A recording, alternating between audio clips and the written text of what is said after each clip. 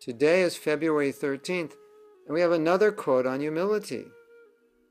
So we're going to churn the ocean of humility, if we can. And this is entitled, Humility is Attractive. Pride makes you unattractive, even to yourself. Humility is so attractive to Krishna that it melts his heart.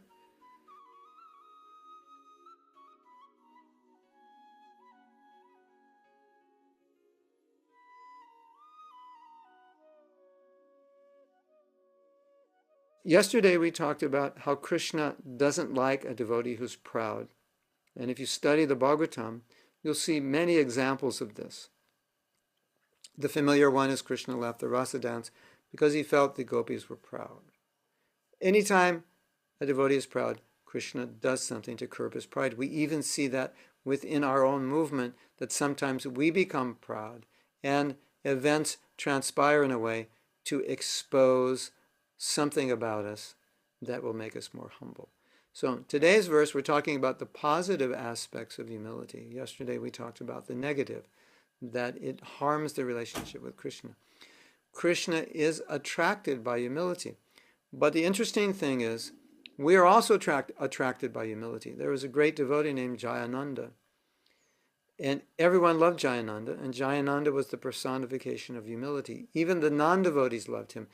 You have to love a genuinely humble person. They're attractive. It's a devotional quality. It's an extremely attractive quality.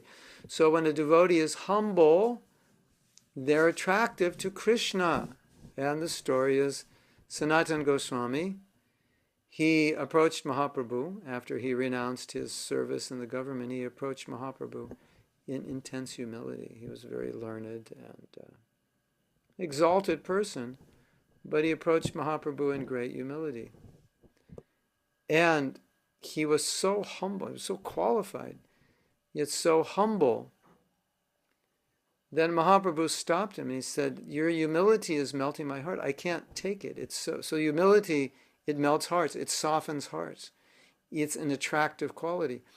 And so if we meditate on this idea that if I want to attract Krishna, it's humility that will attract him. If I want to attract my spiritual master, it's humility that will attract him. Our pride, our independence, our stubbornness, our unwillingness to submit when we should submit, our unwillingness to cooperate when we should cooperate, it doesn't attract Krishna. It doesn't attract anybody. It doesn't attract us. So humility, in Bhagavad Gita chapter 12, Krishna describes qualities of devotees and how these qualities are what attracts him or makes us dear to him. And all these qualities basically are qualities in relation to how we deal with other people. So humility is mostly manifest in our or very much manifest in our relationship to other people, isn't it? And so how we deal with other people in a humble way, that pleases Krishna, makes him happy. You can attract Krishna to you by becoming humble. It's a very powerful thought. And you can remove or detract Krishna from you through pride. So we said yesterday, pride is the enemy. Today we can say humility is the friend. Humility is that characteristic that attracts you to Krishna. And in the Gita, humility is the first item of knowledge because we need to be humble to be able to learn. And no one can have a guru or have a proper relationship with a guru who's not humble because they can't learn from him because they're not humble. They think they know something he doesn't know. Hare Krishna. So humility is attractive. Let us all become a little more humble, at least practice humility. If we don't have it, we can practice it. Hare Krishna. Practice it by serving.